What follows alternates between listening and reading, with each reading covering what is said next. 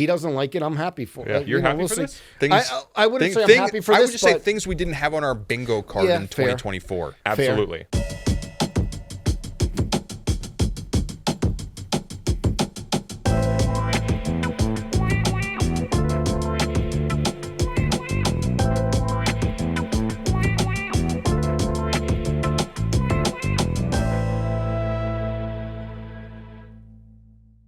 What's up, everybody? It's Joe La Puma. You are watching the Complex Sneaker Show. As always, I'm joined by my two co-hosts, my two friends.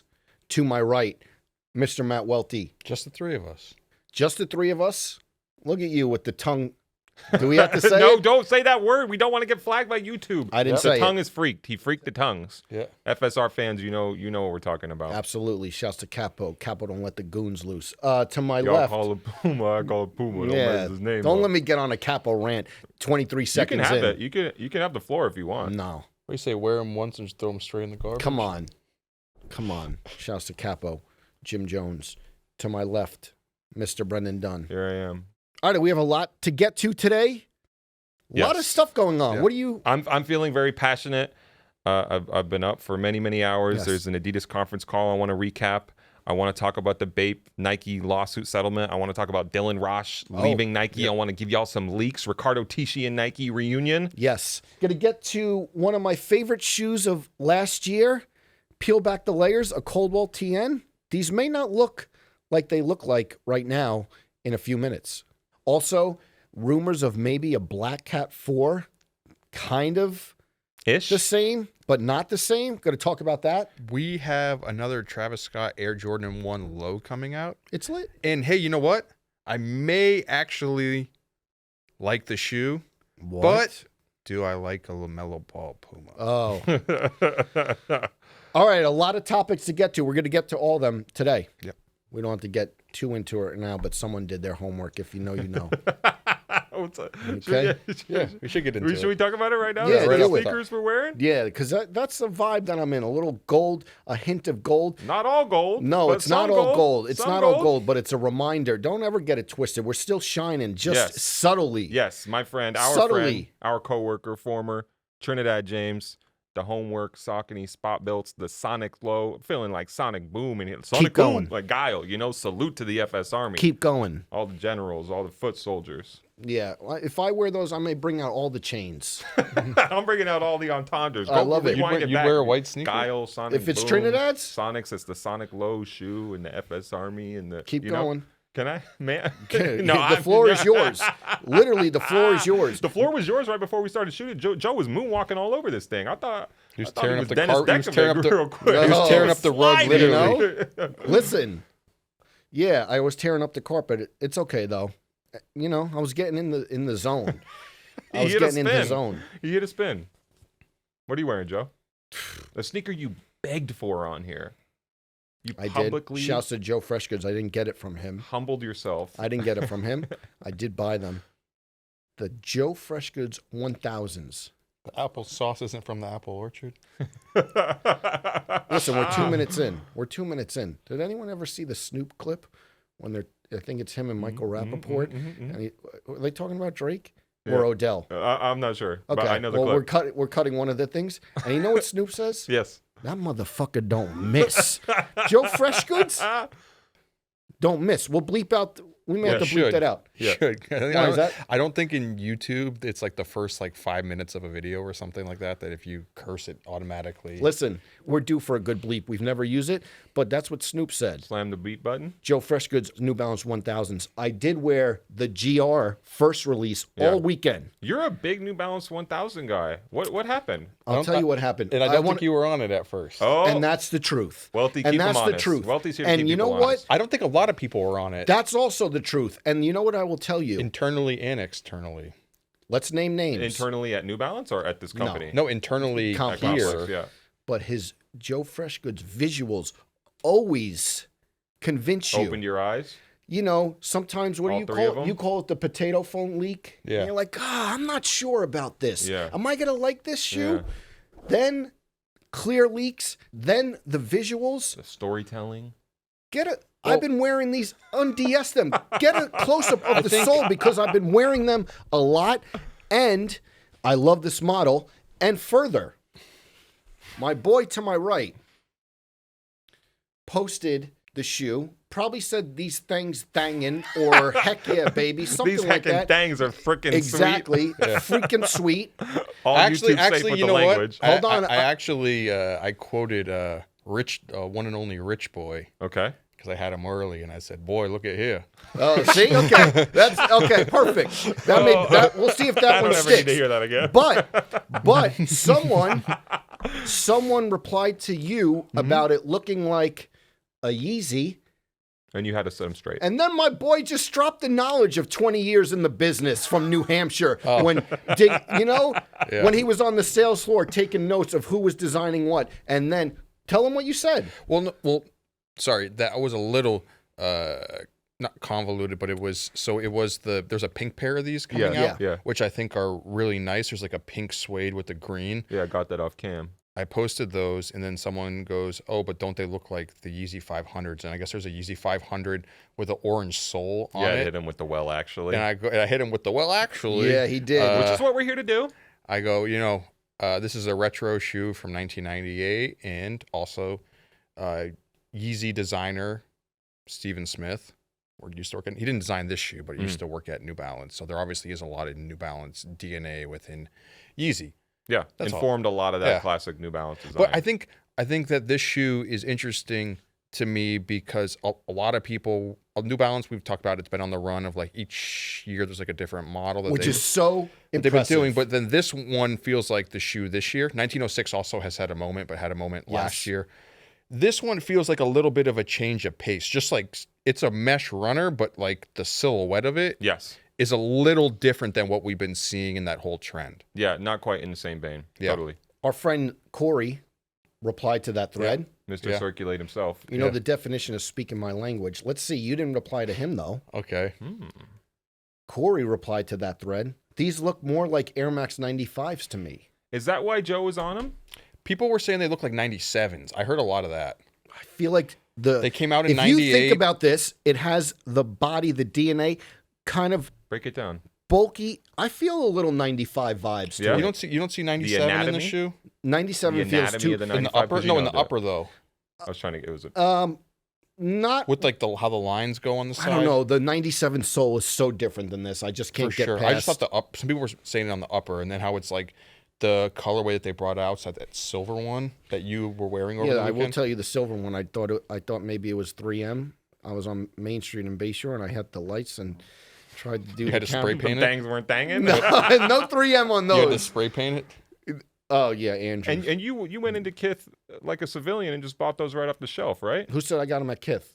I just Don't assume, drop dimes where I got my just shoes. Assume if you buy sneakers, that's where you buy them. But Oh, you were Time out. You're right. They were on the shelf.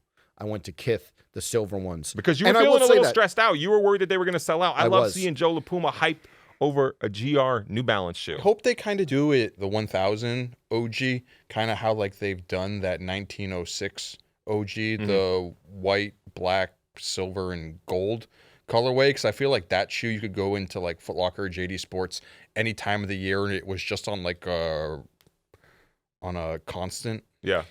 I did go into Kith, and to that point, you're right. I was like, "How are they selling?" And they were like, "They're almost all gone." That was the day they dropped too. Yeah.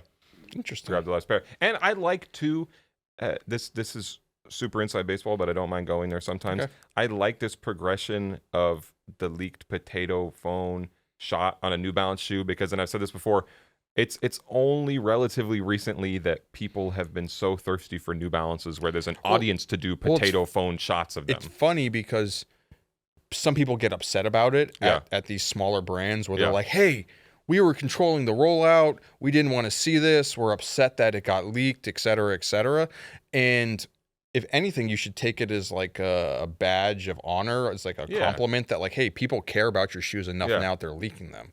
Just in general, great PSA to anybody who works at a sneaker brand. If ever we leak your project, if ever there's a complex byline associated with your work. You should take it, like Welty said, as a badge of honor. That's There we go. his words, not mine. Did you say that? Well, I just said it right now, kind of. more or less. And let's get to yours, Blues Clues. Just doing these are the Shoe Palace 2002 R. There's also a brown pair that came out with this. Someone said that these look like the Travis 4s. No. No. No. That person was wrong. Yeah, it's just wrong. With the Nope. red liner to it? No. No. We are recording this on Travis Scott's Happy birthday, Travis. Was this Welty's roundabout way to tip his cap? To Happy salute birthday. his own way? That wasn't. Also Tinker Hatfield's birthday. Should I Wow. text? Text Wait. him. FaceTime him. Here's the question though. Uh-oh, don't. He's gonna don't. you're not putting them against each other. No. Don't. The year of our Lord 2024. Oh no. The what? I'm In the year of our Lord 2024, who is more important to sneakers? I just told you I'm abstaining. Travis I know where you're Scott going. or Tinker Hatfield? I will not participate. If you were to put if you were doing those Nike bring back LeBron Vote votes head to head. Yeah, Travis Scott or Tinker Hatfield, who's winning the vote? I don't know. It's not even a question. Who's more important to sneakers? Who's winning the vote? Who's winning the vote? Who's more important to sneakers? Travis is winning the vote. Travis is winning the Who's vote more? because of the young fans. More important to for sneaker all the design. smooth brain sneakers users. More important to design? Sneaker design. I'm not. That's No, silly. I'm not playing this game. We went from these. They do not look like the Travis 4s. Just the colorway kind of does. That's No. all. Nice shoe. Good shoe. Yeah. Let me ask you something. He talked about my shopping habits at Kith. Let me put what do they say, tinfoil? Yeah. Go conspiracy mode. We always announce it if we're going conspiracy mode, by the way. Every week now, you're wearing a vintage T-shirt. They're fake vintage. Oh, I thought you. I'll out myself Did you on hit it. the vintage shops with No, Nicole no, no. McLaughlin? I kind of no. Since she was on the I podcast, do. if we go back to when Nicole McLaughlin was on the podcast, Icon. of course, we Yes. discussed her vintage shopping ways. Mm-hmm. Is there a correlation for you wearing vintage T-shirts that you're obviously playing to the audience? A lot of the comments, they were inviting you to The Asada? Stagecoach. They were inviting you to where? The carne asada. Exactly. Now, where are you trying to get invited to? Hank Williams? What is it? Where could you get invited for that? I mean, The line dance? yeah, something Okay, like that. so Hey, he is a line stepper, so it's Yeah. it's a Habitual perfect line fit. stepper. Thank you very Yes. much. No, I do kind of want to go vintage, but then Yeah. you see the prices on some of those things, and you're just like, I don't know. Yeah. It's. I guess my biggest fear of the vintage stuff is you don't know how a shirt from 1992 is going to fit. And you're just like- 100%. or smell. Also, the sizes are all That's off. what I mean. Like if Even when you especially go buy- in there and you're on the rack and it's like, oh, this is a large, fits you. Yeah. A little cut off. Yeah, So Little Ezekiel Elliott situation. Yeah. exactly. I know we joked about Travis and Tinker. Obviously, that's You did. it's just a funny sign of the times. But I'm just Yeah. I'm just joking around with Yeah. it. But I think one of the things we haven't spoken about on here is that there's another color. I mean, there's always another colorway of the Travis One lows coming out, but there's another colorway that's finally something different. Yeah. On that shoe, there's the shoe inspired by his high school Yeah. colorways, the white, blue, and yellow. Do we like that pair? I've seen that. I feel like I've seen that shoe for months now. I don't and they like had that one at sneaker. They had one at Flight Club when I filmed there. You gave him the Mike Tyson test? Yeah, exactly. See, I actually like that one. Really? Because- that reminds me of a Laney kind of colorway a little yeah. bit. But it's- Not, but never it's my cool favorite. overlap, right? To me, it's interesting just because you see a lot of these Travis shoes and it doesn't feel like there's any real sort of backstory behind them. It's just kind Agree. of like hey, this is the color palette I like now. And We moved the brown from the heel to the yeah, toe. and people like it, and I get it. So you keep on kind of like reproducing these different versions of Yeah. the same shoe that keeps on breaking sneakers app. You've established a theme. Yeah. You mix it around a little bit. You apply it again. And the formula you see with some of these other sneakers and collaborators, the formula you keep getting diminished returns on it, right? Yes. With Travis, it doesn't really feel like the He's got it. returns are diminishing on the colorways of it. So hey, if it's not broken, don't fix it, right?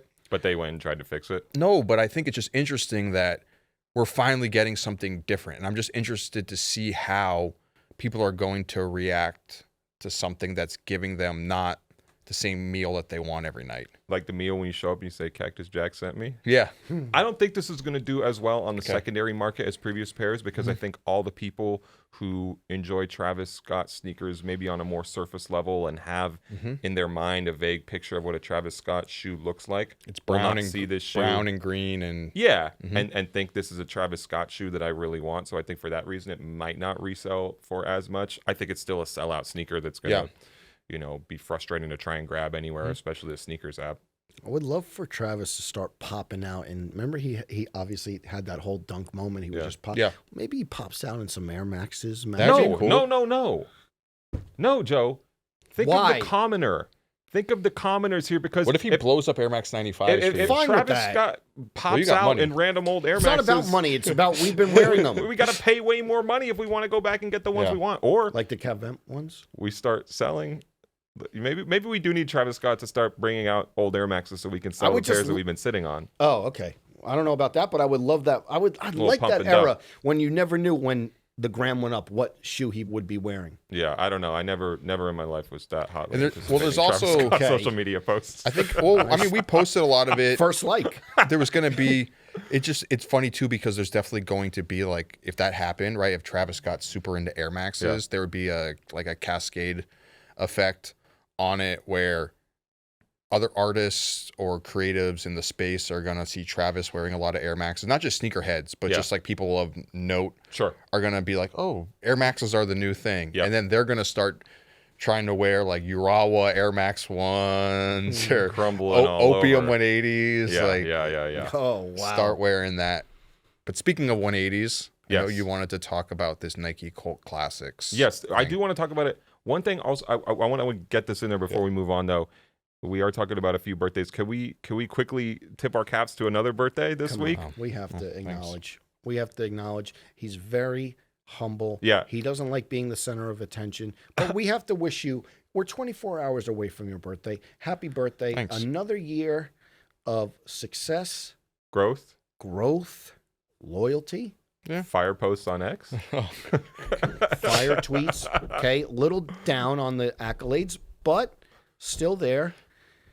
And just overall We salute you. well-being. Yeah, Thanks. yeah. Health, yeah. Yeah, that's most important. Yeah. Absolutely. So I didn't want to move on without at least and out. because I appreciate it. we've done little segments for our birthdays on here, and Welty was That's like, it. "Look, I don't want to talk We're about not it, but going to still, you deserve Vegas. it. You deserve it. Happy birthday." We're Thank not you. going to Appreciate it. Vegas. Del Frisco. You want to go to Del Frisco's? No, I'm not. Okay. I'm not doing anything. All right. Welty brought up the Nike Air 180s. I'm super excited for this retro. This is something that Nike is packaging as part of this cult classic series of somewhat iconic sneakers that are coming back around. Maybe we don't want to use the word iconic too loosely, but it includes shoes like the reverse infrared duck camo Air Max 90s and the linen Air Force Ones. And it's not officially tied to it, but loosely tied to that big Nike sneakers reveal that they had months back, where some of these sneakers that are included in this, a la the Ultraman Dunks that you had written a story on and the Air 180s were included in that. And when we had seen that, it was this big reveal of all these shoes, and some of the shoes were like, hey, but there's no real like heat rock moment in this where you're like, holy crap, that shoe's coming back and it's gonna like blow the whole thing apart. It was cool shoes, but it was more like a if you know you know situation. Yeah. So I think it's interesting for Nike to take some of those shoes and kind of spin this story of like, hey, these shoes are important to sneakers, but they're more like niche classics than just like, hey, this is gonna sell out and resell for $1,000. Yeah, and I even appreciate it on the level of calling them cult classics because of this very word police approach that I have of like, we can't call everything Joe's rolling his eyes because he's I mean, I always use like Not everything's iconic. I know. Yeah, I'm yeah, sure yeah, you guys have yeah. side conversations. I stay saying iconic, but but that's okay. Cool to see Linen Air Force Ones come back. I'm back. I'm there. Do we How think many that pairs you getting? I'll take one. Do we think that that shoe is going to ever have the same impact it did early 2000s when Fat Joe and Clark Kent were going to Japan to buy No, the but sneakers? still awesome. Well, in some ways, I think the sneaker is bigger because sneaker culture is bigger now than it was then. Do you think it's than ever been. maintained its status with in sneaker culture. The linen Air Force One? Yeah. Not quite. Because at one point I feel like it wasn't the greatest shoe of all time, but for some people it was like the end all be all of like grails. Yeah. I mean, a lot of serious Air Force One collectors had that as their number one. Yeah. I'm wondering if they would have that as their number one now because it's got a lot more accessible. Would you pop out in a pair of those on Sneaker Shopping? Yes. I think that'd be a really cool. I mean, I'm being serious. I think that'd be a really cool moment. In the Futura box. Some of us have. Can we talk about, I know we talked about it, but we just need to talk about it too. Those Futura Nike SB Dunks are so freaking sweet. I like them. Top 5 of the year? That's hard to say, but I have a feeling that those shoes are going to end up on a lot of Sneaker of the Year top 10 lists. Yeah, I like them a lot. I like them a lot. The blue pair, and you saw Futura in the red pair while you were in Paris. Friends and Family was good, yeah. I want to talk about cult classics a little bit more. This is how Nike defined it, because sometimes I think these things are ill-defined, and it feels like a new way to sell us old shoes, which I guess you can say that's their job. A lot of what Nike does, but they said, quote, Cult Classics Collection is a carefully curated lineup of iconic releases that transcend time and style. We saw our boy Rob, who works at Nike DNA, was in the teaser video. I like that video a lot. They had the marquee from Cinemagic in Portland in there. And then they also said, quote, down the road, the Cult Classics assortment will begin to be informed by the community. I like that aspect of it too. We've been critical of the vote back things on here at times where we feel like the taste of the people putting their 2 cents in isn't aligned with what ours are. That's fine. Or people have, questioned it where they're like, hey, people just want what they can resell for the most amount of money rather than like, that's always like a huge line where it's like, what do resellers want versus like, what does the sneaker community want? Because obviously a lot of the shoes that resellers want are what the sneaker community out there's plenty of overlap there. Want, but then there's shoes that people want because they know it's just going to hit on the secondary market versus like people genuinely just being hyped for something that hasn't come out in a long time. Yeah, but I'm very excited for the idea of some of these shoes being informed by sneaker collectors and purists and people who have a stance on these things. Maybe not pure vote back, maybe in different ways. Let's see. So you're saying the sneaker voting shouldn't be democratized? No, I'm not. You. That's you. You said said that way. He said that more than me, right? Yeah. I didn't say that at all. No. In the past. The voting. The LeBron stuff and all that stuff. It's not that. I just felt that the system itself was flawed, where it was just like, hey, people that were doing it, they were gaming the app or the system. Demanding a recount. No, I just think that Nike set it up for failure. Yeah, I like this collection though. I'm excited for it. It feels like a niche sneaker collector thing. No bean counters allowed, so I'm into it. Welty, you mentioned diminishing returns. Yeah, I will say this real quick, and maybe y'all don't align with me on this, but Supreme collaborations lately, Nike work has felt like that a little bit. Oh yeah, Supreme Darwin Lows. I don't need them at all. Zach Schlemmer actually wrote a cool little story about the history of people skating in the shoes and some of the Darwin history. It kind of looks like a skate shoe to some degree. It's just like that low top. It also looks like an ACG shoe. Yeah. Friend of ours of the program, Chris Allen from the UK, had written a piece, I think, for End Clothing back in the day, where he talked about the history of people skating in ACG shoes, including himself, where it was like, oh crap, it was like some of the people actually use these utilitarian models for skating, which is cool to see. Yeah. Joe, do those do anything for you? Supreme Not Darwin into Lows? them. Do you think Rodman wore the Darwins, right? Yeah. Yeah. I mean, I love that history, and that hey, was a cool moment. But speaking of Travis Scott, early shoe with the reverse swoosh on it. There we go. Yes, but I don't need those. So Supreme for a while, I feel like, and we've talked about this, listening to the people, right? And it's like, what do the people want? And you can't always just give the people always what they want. Like brands need to step out and be tastemakers and kind of dictate it to some degree. Yeah.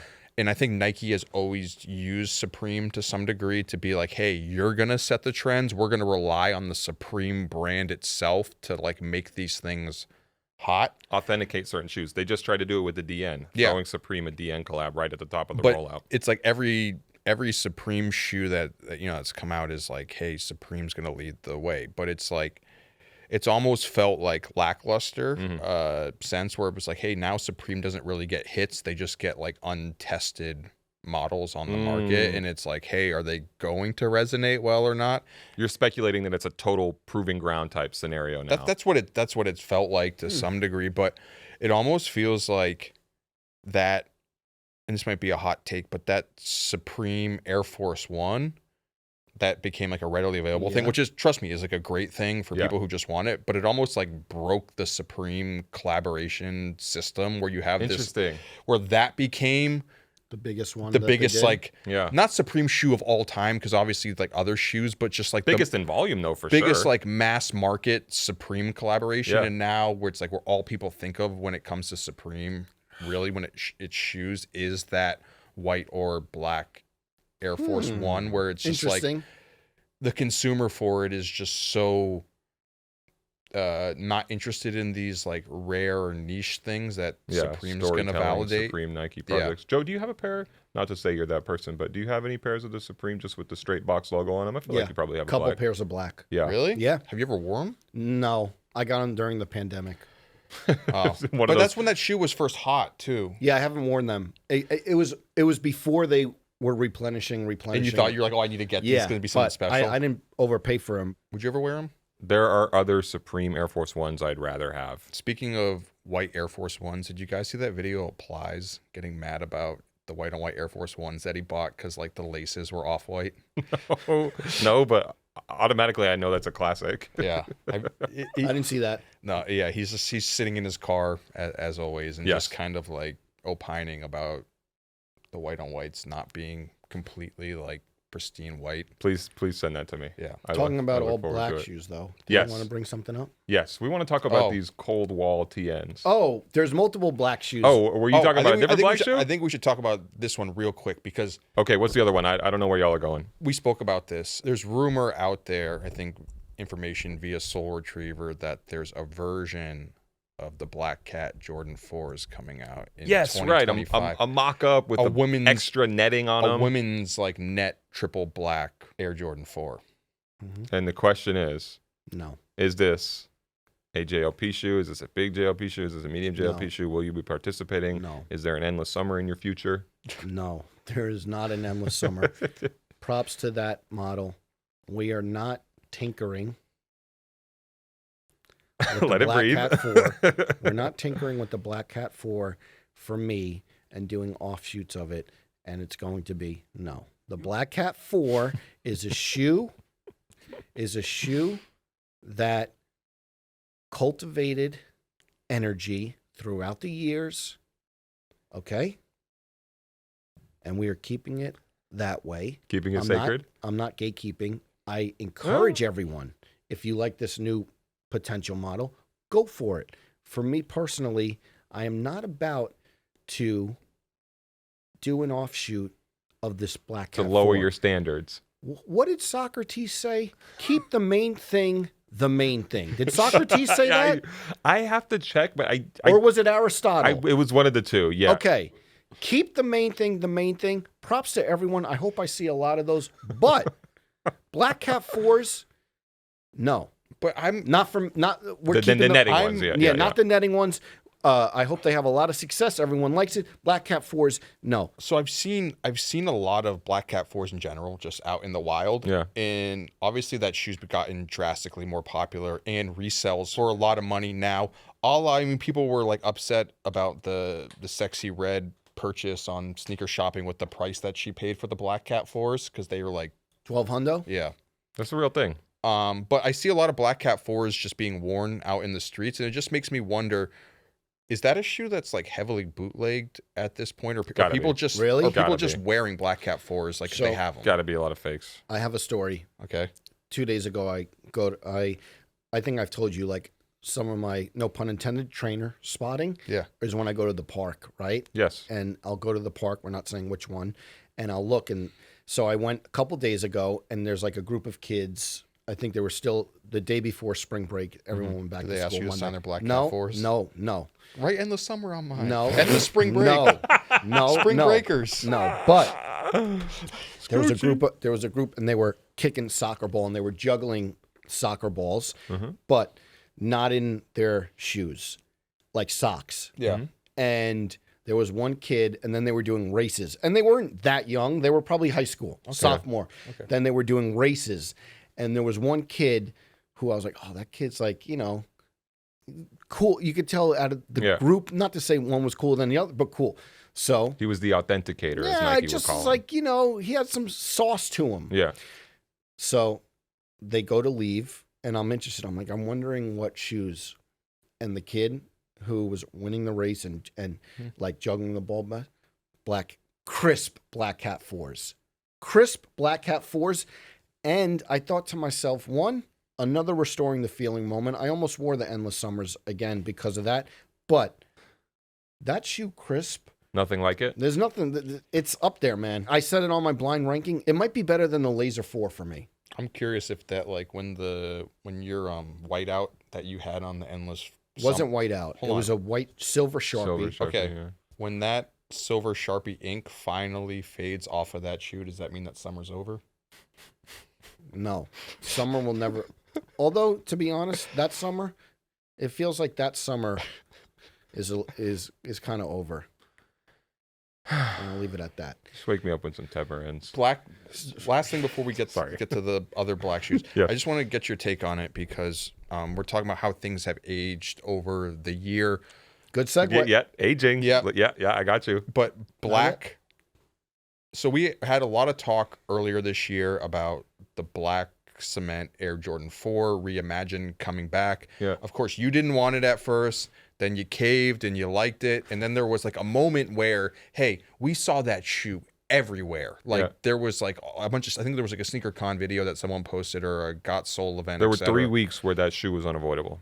But I feel like since that moment, and obviously Nike made a lot of them, I feel like it's really cooled down from the conversation of being like the omnipresent sneaker of 2024, which I really thought it was going to be. Yeah, I mean, I think every shoe is going to do that naturally after its release date, but I do agree. I'm like, where did they all go? I know what you mean, Welty. I don't see it as much in the wild. And I thought just being black Air Jordan 4s that it was something that people were like, hey, I can wear these. I can like beat them a little bit. They're not going to get cooked. But yeah. Welty, you set up the segue perfectly. You were talking about aging. You got to set this up. We're here in a week where you are aging a year older.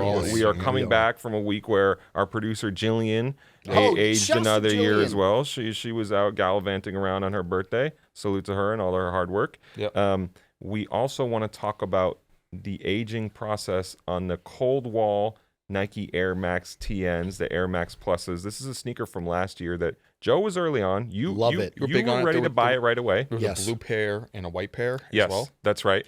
The shoe kind of sat. If you go to the Cold Wall website right now, most sizes are in stock. It's 200 pounds for a pair, not cheap. I have to wonder whether a Cold Wall was motivated by that in their current pumping out of new photos that reveal the hidden layers layer back to this. beneath. Literally. Yes.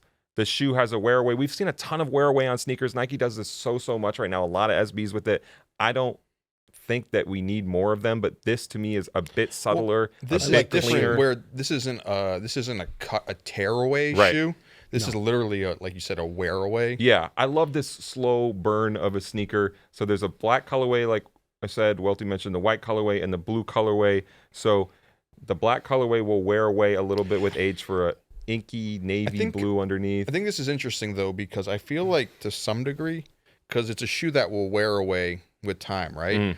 But I feel like this shoe, unless you like we're going to do, unless you wear it every day, unless you manually manipulate it, this will, the wearing away effect, unless you wear them for years, 5 years, won't occur. Yes, I know what you mean, and I think there's a lot of sneakers like that where you think of the Lance Mountain Jordan 1s back in the day where people were taking acetone and a Q-tip to them to get the red or the blue to come. Did we need, Brendan, I know it was fun, but did we need that era where people were like making designs into their Lance Mountain? Probably not. Okay. Probably not. So can you read the quote? Yeah, so I reached out to Sam Ross to get a little bit more background on these sneakers and how best to age them, because we had seen the photos of Cold Wall, posted them, and then a gentleman named Dylan who follows me, he sent a photo of his own pair that he had worn and got a nice blue revealed underneath there. This is Joe's pair. Joe, how many times have you worn these? I wore them in Manchester the whole weekend when we filmed Marcus Rashford. I've probably worn them 6 to 7 times. Yeah, and the cool thing about this sneaker is nobody really realized it was a wear away thing, even though there was a line on the website all along about a different color underneath. What was the Look in the camera. What was the quote These here? are good. Look at how good these are. premium full grain two-tone leather with subtle color reveal. I think maybe it was a little too subtle because nobody really discovered it. But I think like maybe and it never happens, but like they never had until now any sort of official photos that showed it. Exactly. Which may have been, I don't want to say, hey, I don't want to second guess your marketing rollout. Well, I've done that plenty of times on this. But you don't want to do that all of a But I sudden? think if they had showed this from the jump, I feel like there would have been significantly more interest in the shoe because right up your alley, but for some people, just a triple black TN doesn't have the crossover appeal it does. Yeah. But I like that it was a bit quiet. Yes. So I reached out to Sam Ross from a Cold Wall. I'm gonna while you about read this. sneakers. While you Go, read this, go. I'm going to. What do we have here to try and reveal them? We got a soft block of sandpaper. Yes. Yeah. Okay. So Joe's gonna try and get the black off there and reveal some of the blue underneath. Sam Ross, he said, still wearing my black pair daily. It's a gradual process, though a few have taken to sanding away the first coating for a stronger, flat, contrasted tone. He said the black will go to an ink navy over time without sanding, or a flat navy if you choose to sand. Joe is scrubbing away on his shoes here. The white will increase in whiteness, while the other recessed areas of the upper will just keep their tone. And then he said the blue pair will shift to a slightly lightning or brighter blue. I was hoping the blue would pair have only something 500 really spicy. made. Sorry. You have the blue as well, right? Yeah, we're not sanding those. I think you should. No. That pair did sell Here out. we go, boys and girls. How many pairs did they make of these two? That's like a, not that Yeah. we know. Here we go. And I'm happy people are excited about TNs. I was trying to get people on the TN wave last year. Not that it was that novel. Do you feel like Look at it. Got the blue going. Do you feel like Should I do it like do you feel this? like your campaign failed on that, Brendan? Yes, very much so. You were like the narrative of it's going to be a big TN year. Whatever. I disagree. Luke Murray ones. Coach Luke Murray ones. How's it looking, Joe? You could see. It looks You great. see the vibes? Yeah. You see it? Yeah. Done. Look. You're not going to do this on your blue pair. No. I think the blue pair would look even The blue pair is Cooler. fire, but that contrast of like different shades of blue. I don't know. Yeah. This No Miles this Davis. is working perfectly. I was never good at home ec. Remember that? Tech. The Shop foot- class. Oh, the worst. The footstool. Everyone did a know. footstool. It was the easiest thing. You should have seen my footstool. But We're going to throw in a photo here, too, of the gentleman named Dylan who follows me why on you're saying Twitter. this one isn't good enough? He did a really good job, and they look look beautiful. at this, though. I also think there's such a cool overlap in this and, like, Sam Ross's work about this brutalist, architectural, something about decaying and the way things wear and change over time. Joe, Come on. Come on. They came out clean, and I will come clean and say that you inspired me to buy a pair. This past week, I just went on Goat and just bought a pair. There we 'cause go. I was like, Why I did you need just buy these. them off the website? You said their size was sold out. I feel like it was slightly cheaper on Goat. Oh wow, because they were for under retail. some of the sizes were, yeah. I don't know if I'm gonna do the full shimmy like Joe's doing look on him cool. now. Are you gonna do both shoes, both sides? No. I don't know. I don't know. But it's working. Looks cool. It's working. Looks cool. I like it. Beautiful sneaker. Birthday gift? Oh. Brendan, speaking of things that are decaying, Yes, tell me. a bathing ape. Oh. They took a blow this week. This guy. Maybe they got off easy. I don't know. This guy came to work yesterday. Oh, regular Monday, and then It was a calm day. I forget what time of the day it was. It was like maybe post 3 o'clock. You know, that kind of like weird time of the day where you're like, I've done all my morning work and I'm a little sluggish before the closeout of the day. And he's walking through the office on a Monday and said, let me paraphrase this and correct me if I'm wrong, but you're like, I just got what I needed to get me through the rest of the work week. there he goes. I remember him. Yeah, yesterday. Him I and love the work. Him and I were getting jokes off. This guy was wired in. Wired in like the Facebook social network movie when they're doing the hackathon. You get a Play court my case. Trent Reznor music in the background. Listen, a court case comes across this guy's The desk. Pacer document hits. The Pacer, that's what it is. That's what it is. The Pacer docs hit, forget it. He is unflappable. Flappable, yeah. Unflappable. He was like this. This Okay. So, Okay, let me if you just wanna see sit- if here. I might flap a little you bit. wanna set- Exactly. Especially you wanna when set it's a player. Listen, there was someone in the office yesterday. His attention was a little all over the place. Then the court documents hit. He was locked in. Welty was setting the scene. I'm saying if you want to set the stage for this, just to like break down like what the court case, what the complaint was, Yeah. whatever. Something you know I love to do. Yep. January 2023. Yep. Nike sues USA Ape, the United States entity that is a bathing ape, also known as Bape, for their Bapesta sneakers. Can we say iconic here? Yes. An iconic sneaker, very much based on the Nike Air Force One, a shoe that's been around for 20 years, more or less, that people often wondered, how have Bape never been sued by Nike? Bape founder Nigo is collaborating with... He had the Nike hat. You saw him? Who no longer... You saw the Nike hat? No, he popped out a Nike hat? Yeah, with your guy, Jun Takahashi. Undercover, baby. But Nigo no longer involved in Bape for the past decade or so. Exactly. Now working with Nike finally after all these years. Really funny turn of events that I'm told is totally coincidental, but great timing from the universe on that one. So Nike sued Bape in January 2023, alleging trademark infringement over the Bapesta shoes and many other models that are based on very much look like Nike retro shoes that we all know and love. Air Jordan 1, Nike Dunk. Bape has a bunch of shoes that look like those. They were going back and forth over the past year, and I'm really glad this lawsuit happened because it finally answered some long, lingering questions about how did Nike feel about Bape?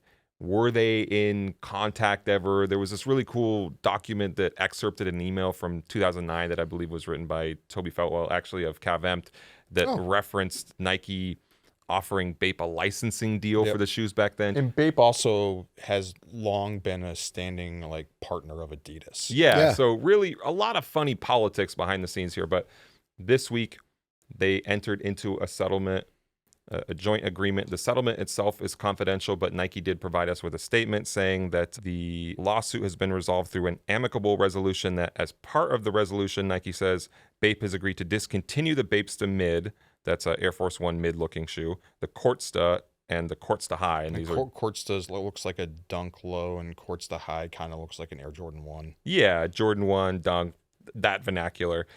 Agreed to discontinue those footwear products and has further agreed to modify the design of the Bapesta and the Skatesta. In the Courtsta isn't like an original Bape design. Like it's not like one of their archival.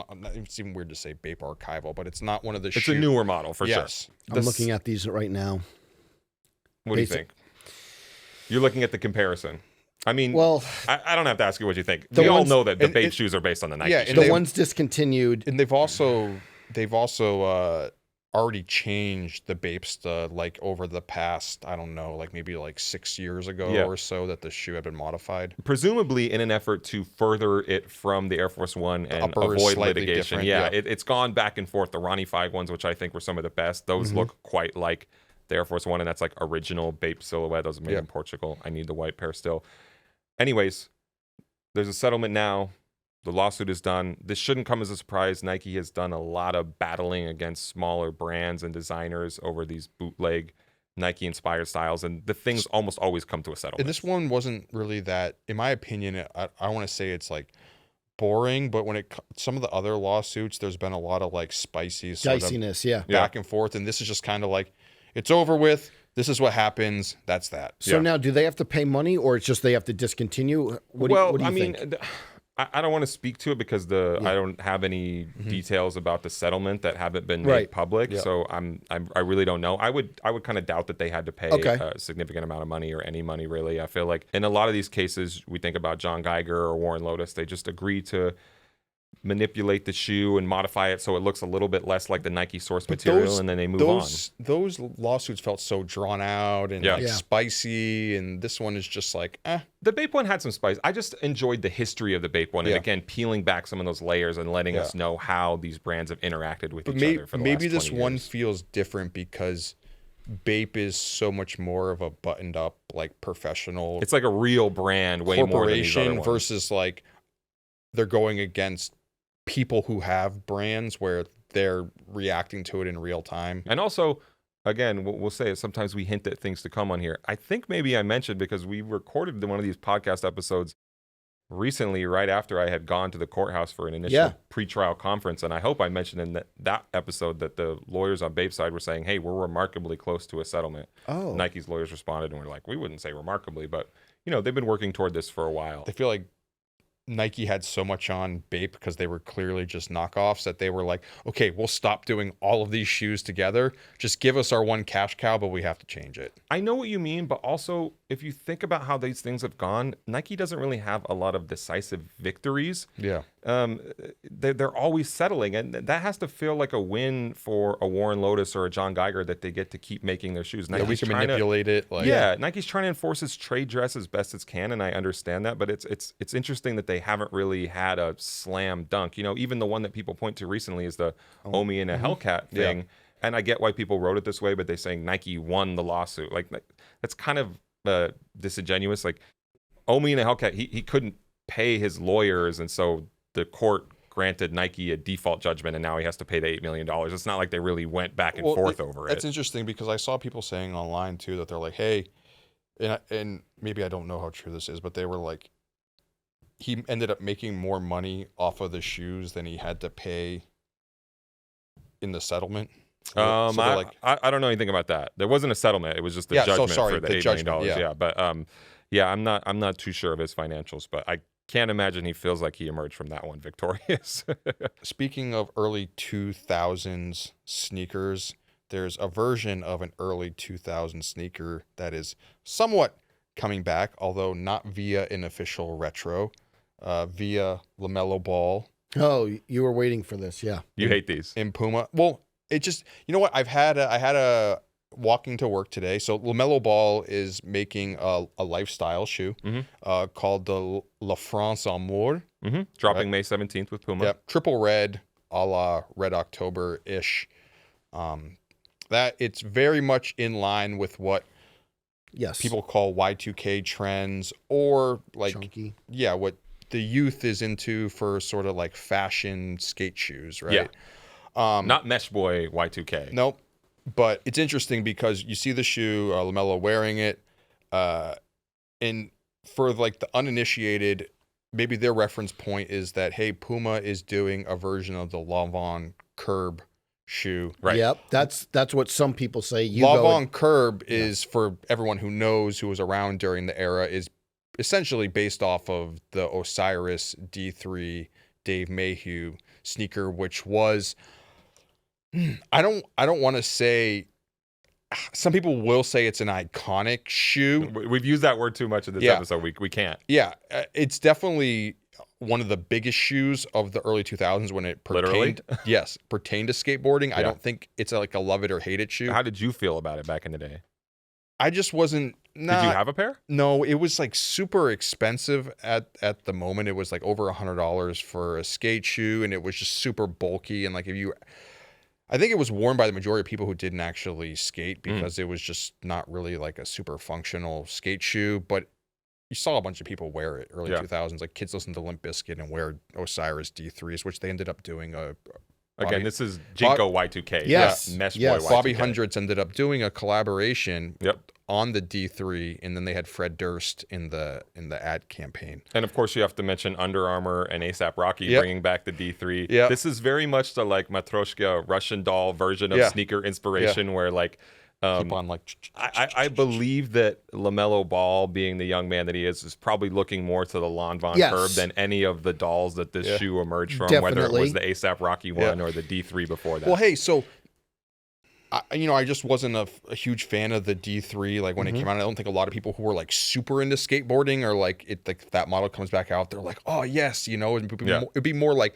S-Cost in one. Like that's the sort of shoe that if it came back, or even the Sal 23 with Etnies, Sal Barbier. Love that shoe with the 23 on side. That shoe's actually coming back is it? This year at the end of the year. Black leather or red suede? I'm not sure the red one, but I know the black and gum one is. Love it. Sal 23 is coming back. Yeah, I have a Did they announce that yet, or is this? Yes, are we leaking it? Oh, no. That's been huge base short shoe. They shot an ad campaign with Sal, and he's wearing. We should have leaked it. I had it. Anyways, keep That's going. a great shoe. That shoe's coming back, and you know what? It's funny just for a lot of people because it's just they're like, wait, that's the shoe out of all of our like rich culture of like skateboarding. That's the thing that like the defining piece of design language that has like, survived. Yeah. But you know what? I had a moment walking to the train today, and I was thinking about it, and I was like, hey, I definitely just don't like it in general, right? But I'm the like, LaMelo shoe. yeah, it's just like, well, it's not for me. It's a kid shoe, right? Yeah. And I was like, hey, but I don't want to come on the podcast and make everyone think that I'm like super angry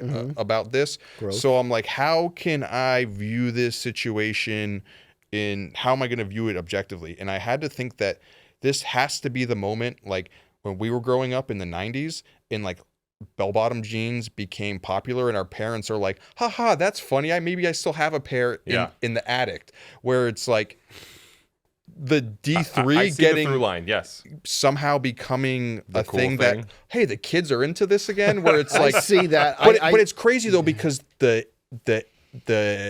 difference of years, from the 70s to the late 90s or early 2000s when that shoe was popular is almost the same age gap now as the 70s. We're looking at the 20 years. I mean, sorry, as the 2000s were to the 2020s. That makes you feel.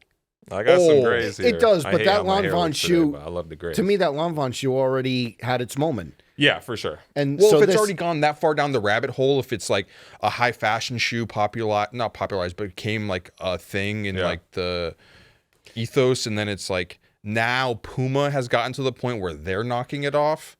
It's already run its course culturally. It's funny that you said that you were walking to the office, because I thought you meant in Times Square, that there's a humongous, the biggest billboard is LaMelo with the shoe. We got to take a picture and put it in here. With his actual basketball shoes. Oh, that's what it is? I think, right? Oh, I think you're right.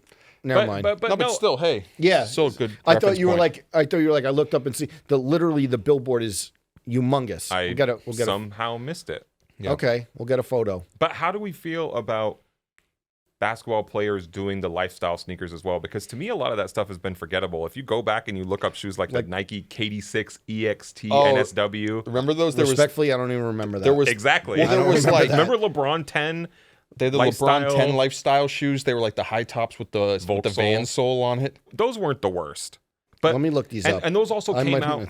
They were justified at the time because we were in peak Nike basketball era where you couldn't make enough. They basically made LeBron and KD. What was the LeBron called? KD6 EXT NSW. Yeah, if you just type in Nike LeBron lifestyle, those shoes should come up.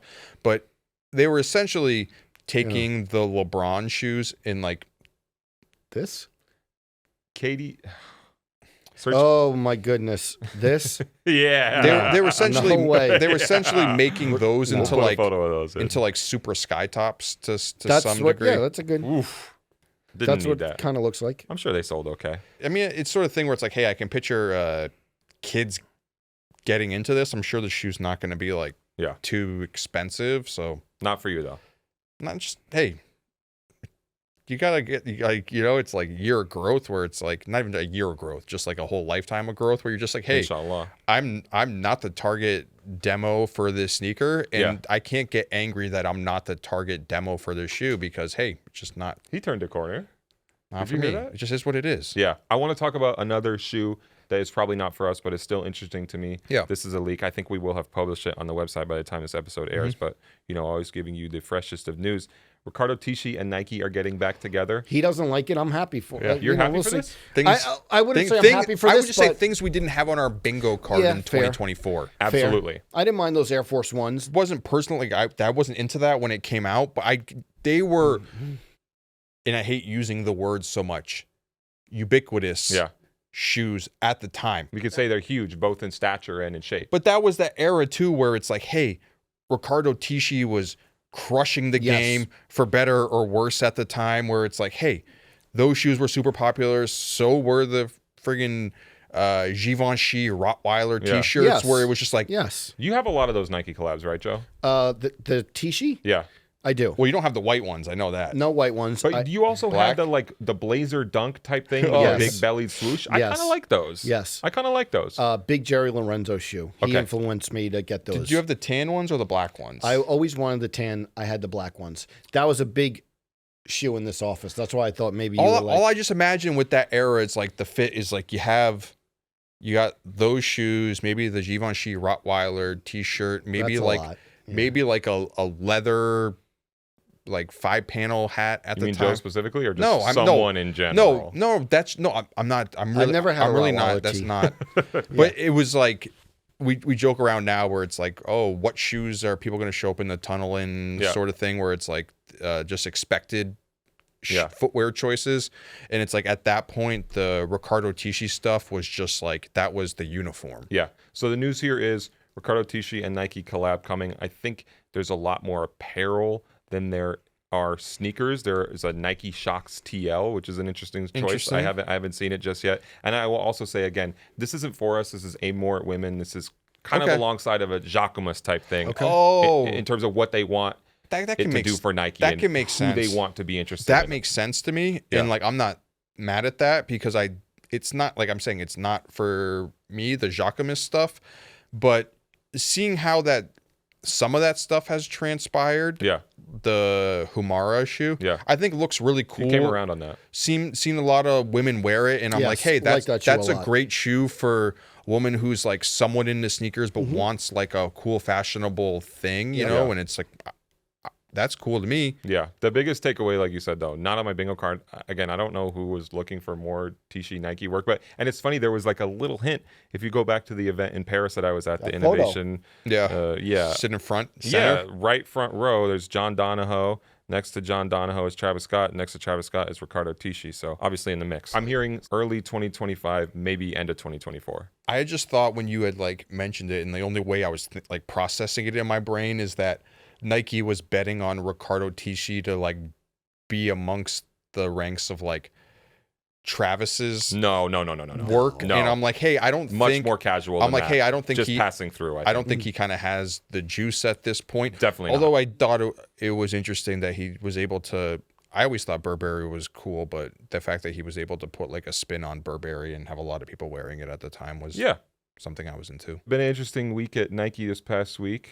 The latest round of layoffs. Terrible news always. One of the surprising departures that happened, this is Dylan Raasch. He was a Nike employee of some 14 or 15 years. This is the guy who designed the Nike Rossi run, the guy who designed the Air Max 270. He was a creative director for the Air Max line at one point, and he made a post on Instagram saying, I've made the decision to leave the brand and we're going to go our separate ways.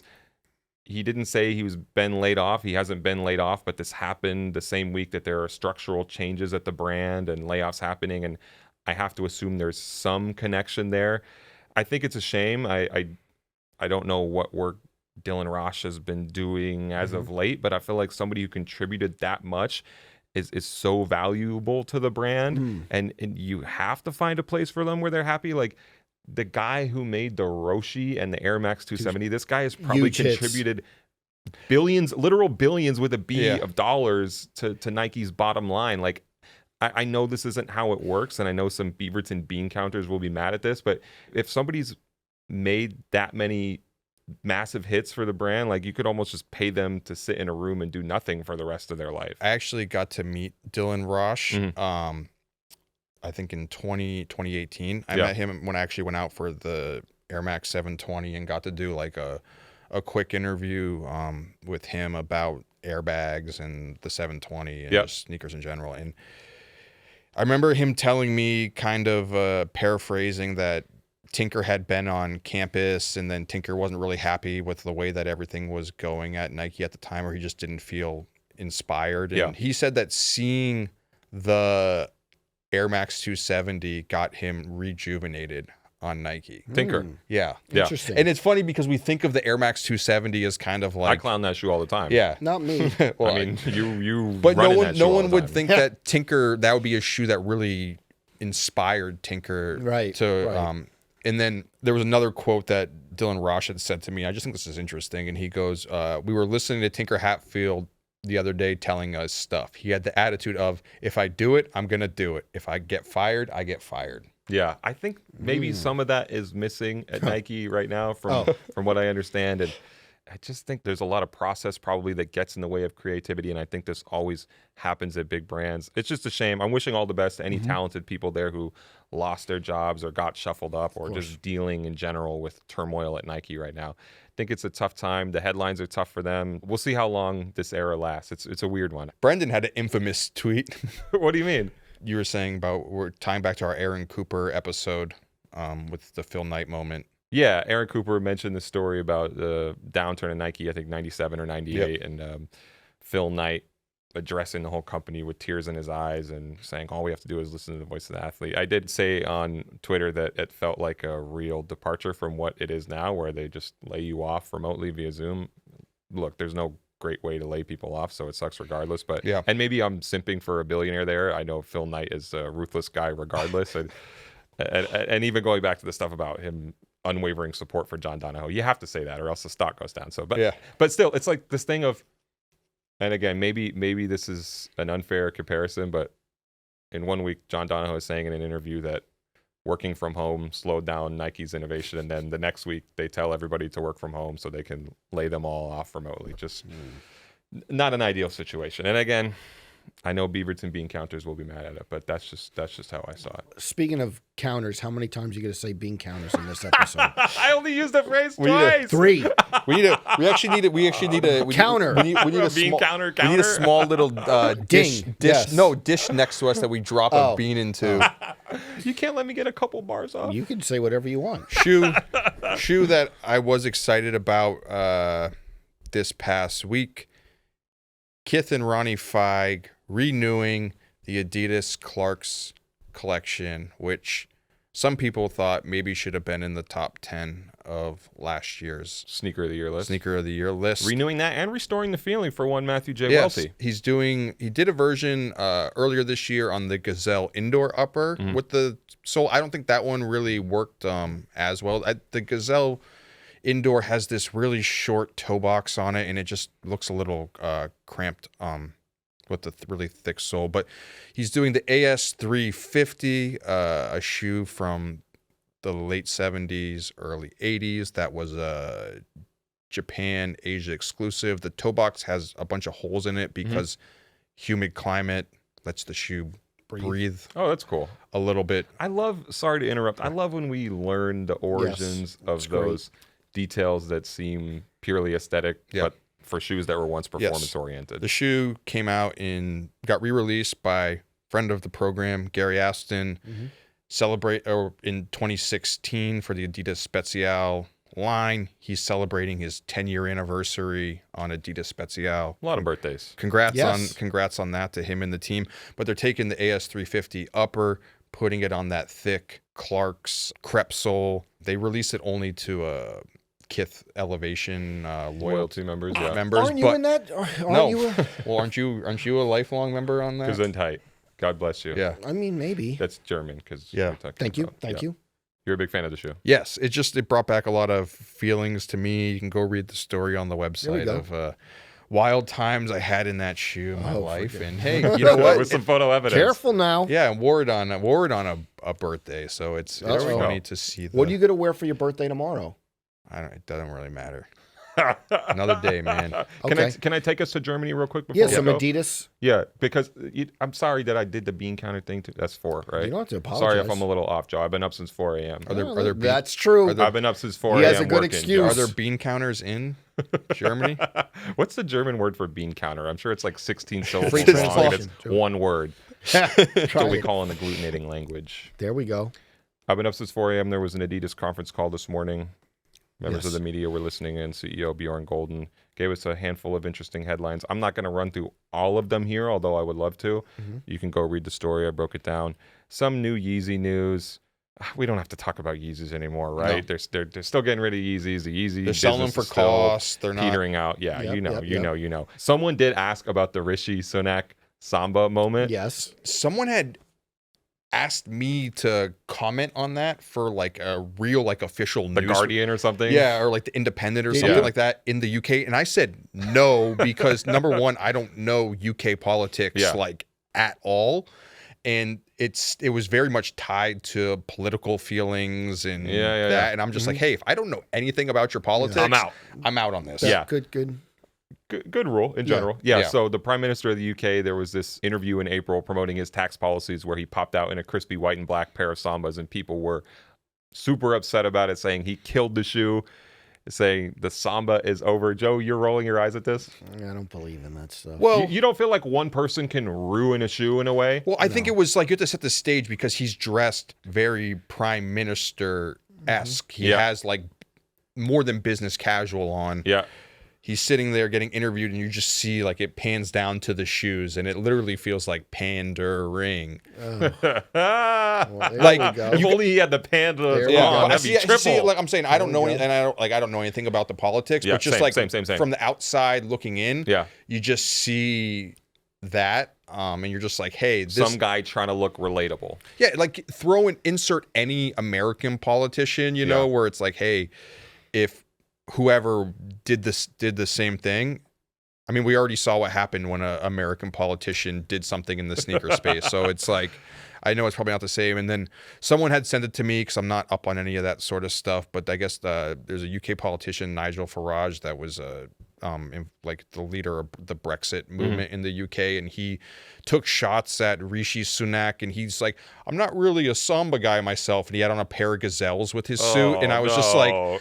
I was like, big cringe. The Joe Biden, yes, the whole thing where they're like, same thing. We're back. Yeah. So, Oh, you know, forgot about so again, Rishi Sunak, he wore the Sambas. Yeah. He offered a giggling, fulsome apology, saying he's been wearing them for years. He got his first pair for Christmas or something like that. But on this Adidas conference call in Germany this morning, someone asked Adidas CEO Bjorn Gulden how he felt about the Prime Minister of the UK wearing the shoes. And he said, anybody in the world can wear our product, and I'll be happy if they wear it. Very diplomatic. And he said that we didn't see any negative impact on social media. There's been no change in the sales from this. Hey, I think like they have to be like really careful about that too, because look, Republicans buy sneakers too. Well, not even that. It's just the fact that even though people in the UK may have thought it's cringe, I'm sure there's people in the UK that like him too. Yeah. And the UK, when it comes to Adidas, that's like one of their biggest markets. Yeah. So it's like if you can't rock that boat. It's like if you piss people off in the UK, through Adidas, and it's like not like they boycott the brand, but it's all of a sudden that's the last thing he needs. Yeah. He on the call as well, Bjorn Gulden had some interesting comments about campus maybe catching up with Samba a little bit. That's what I wanted. I saw that in your notes. You're Is into that true? Well, he said in some markets right now, the campus is outselling the Samba. And this is very interesting because it sounds like the one he's talking about. And I actually have seen this literally in the streets. Is the Campus 2000s, that puffy skate version that Korn helped bring back. Have you guys seen that shoe out and about? I've seen that shoe a lot. Not that much. He said that caught Adidas by surprise, and they reacted to it and put some more in the market. And they also shared on the Adidas conference call this graph, and we'll put that here in the episode. Turn on the video if you're just listening, where it was relative searches for lifestyle footwear over the past 6 or 8 months. And in March 24, this is according to Adidas, the Campus was at the top of all of them. More search, they were saying, than any of their other shoes or any competitor shoes, which are just labeled in that as competitor shoes. So they're saying this is a real thing. And it was also very interesting because Bjorn Gulden, the Adidas CEO, said on the call that they use that data to inform how they allocate the shoes. Makes sense. And they are looking directly at social media insights and saying, hey. So are they saying that like they can figure out where the post came from, and they're like, these are the markets that want it, and then we can like feed them? I wouldn't be surprised if that was the case as well. They didn't get that granular, but that's a very good point. He was speaking more generally, saying like, we adjust our allotments based on